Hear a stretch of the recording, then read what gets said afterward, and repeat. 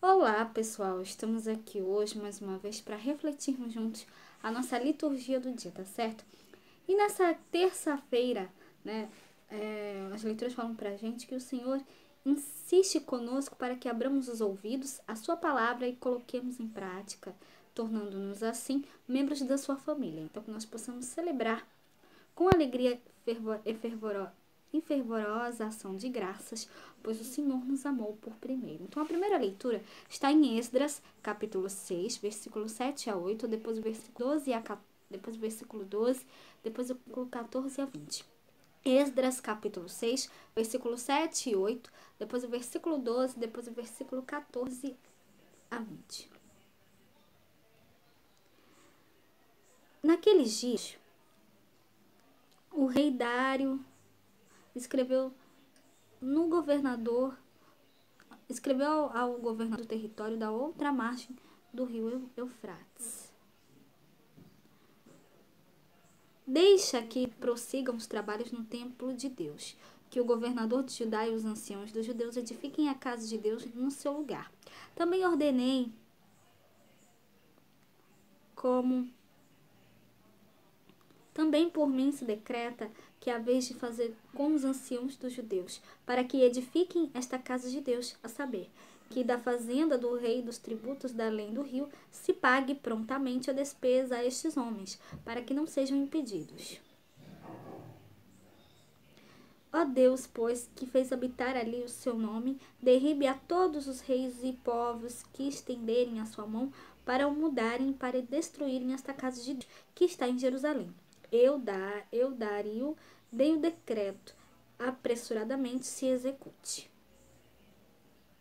E os anciãos dos judeus iam edificando e prosperando pela profecia do profeta Ageu e de Zacarias, filho de Ido. E edificaram a casa e a aperfeiçoaram conforme ao mandado de Deus, do Deus de Israel, e conforme o mandado de Ciro e de Dario. E os Artaxerxes, rei da de Artaxerxes, rei da Pérsia.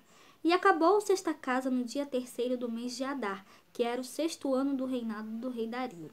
E os filhos de Israel, e os sacerdotes, e os levitas, e o resto dos filhos do cativeiro, fizeram a consagração desta casa de Deus com alegria. E ofereceram para a consagração desta casa de Deus 100 novilhos, 200 carneiros, 400 cordeiros e 12 cabritos, por expiação do pecado de todo Israel, e segundo o número das tribos de Israel. E puseram os sacerdotes nas suas turmas e os levitas nas suas divisões, para o mistério de Deus, que está em Jerusalém, conforme ao escrito do livro de Moisés. E os que vieram do cativeiro celebraram a Páscoa no dia 14 do primeiro mês, porque os sacerdotes e levitas se tinham purificado, como se fossem um só homem.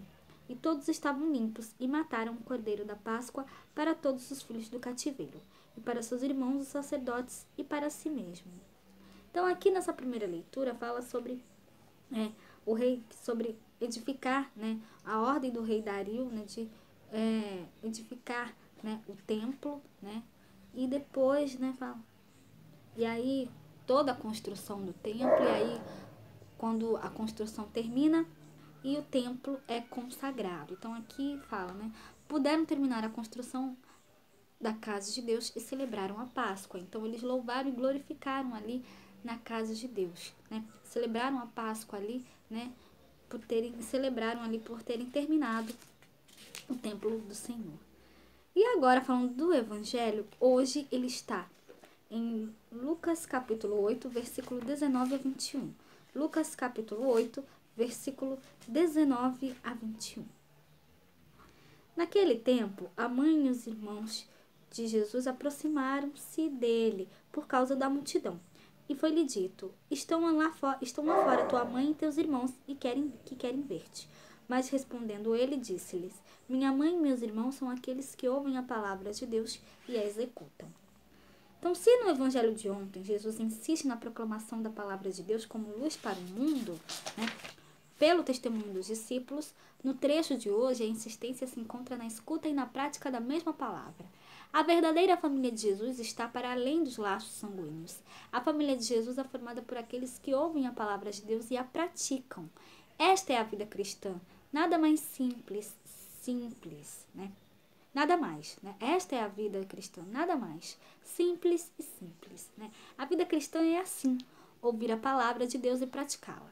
Daí, o convite é escutar a palavra verdadeiramente na Bíblia, no Evangelho, meditando as Escrituras para colocar em prática o seu conteúdo na vida cotidiana. Mas percorrer o Evangelho de maneira superficial não é ouvir a palavra de Deus. Isso é ler a palavra de Deus. A gente precisa ler e pô-la em prática também, né? Isso é ler a palavra de Deus como se lê uma história em quadrinhos, né? Ouvir a palavra de Deus significa ler e perguntar, mas o que isso diz ao meu coração, né? Como é que eu posso colocar isso em prática, né? O que Deus está me dizendo com esta palavra? Então, que nós possamos colocar a palavra de Deus sempre em prática na nossa vida, porque só assim, de fato, a nossa vida muda, tá certo? Então, é o que eu tinha para falar para vocês hoje. Muito obrigada a todos por curtirem, por comentarem. Aqueles que só assistem mesmo, eu também agradeço. Espero que vocês tenham gostado dessa reflexão de hoje. Espero encontrá-los todos aqui amanhã, quarta-feira, se Deus quiser, para continuarmos refletindo cada vez mais as leituras da Sagrada Escritura. Então, muito obrigada a todos e até a próxima, se Deus quiser.